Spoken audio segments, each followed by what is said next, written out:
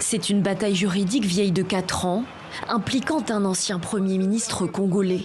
Alors bien entendu, le nom d'Augustin Matata Ponyo est sur toutes les lèvres et fait la une au lendemain du rendu du jugement.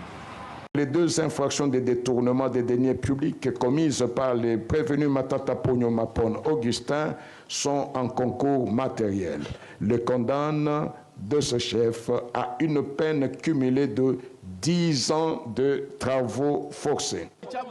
10 ans de travaux forcés donc pour l'actuel député national et président du parti d'opposition LGD, reconnu coupable de détournement de fonds publics. Le montant concerné, 247 millions de dollars. Une somme initialement décaissée par le Trésor public pour le projet de parc agro-industriel de Bukangalonzo, au sud-est de Kinshasa. L'avocat d'Augustin Matata Ponyo dénonce selon ses propres mots un procès politique. Pour nous et pour notre client, M. Matata, la Cour n'a pas dit le droit. La Cour a tout dit sauf le droit. C'est une décision unique qui aujourd'hui invalide toute crédibilité qu'on accorderait à la justice congolaise.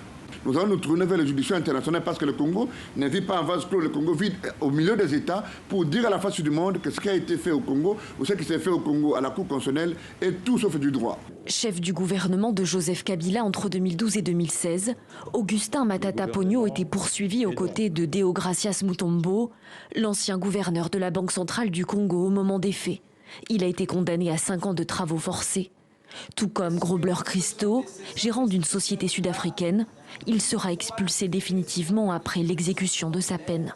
Le parti présidentiel se dit satisfait du jugement rendu par la Cour constitutionnelle. Nous saluons vivement cet arrêt qui vient marquer un tournant décisif dans l'histoire de la gestion de la chose publique dans notre pays. C'est la première fois qu'un Premier ministre, après avoir quitté ses fonctions, soit interpellé et condamné pour sa gestion.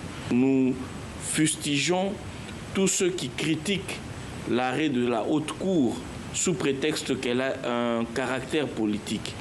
En théorie, Augustin Matata Ponyo a une dizaine de jours pour se rendre à la justice, sinon il devrait être arrêté.